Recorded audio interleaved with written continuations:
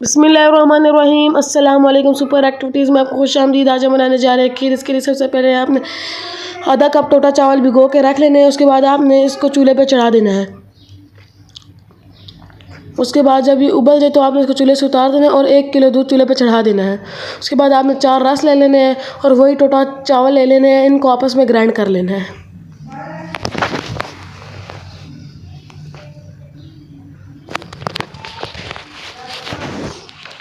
Grind करने के बाद आपने इसको दूध के अंदर ऐड कर देना है और मिक्स कर लेना है। उसके बाद आपने आधा कप चीनी ले लेनी है। इसका शीरा बना लेना है।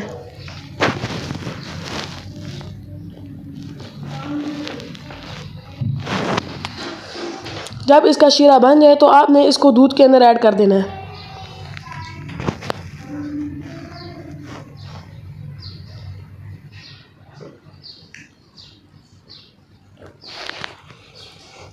इसके बीच में चम्मच मारते रहना वरना ये नीचे लग जाएगी। उसके बाद आपने इसके अंदर 3 से 4 इलायची ऐड कर देनी है।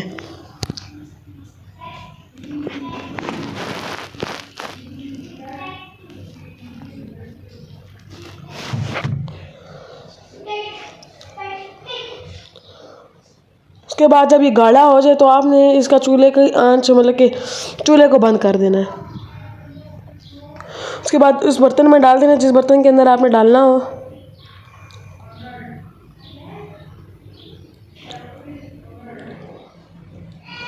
और बादाम को गार्निश करके इसको सजा देना है।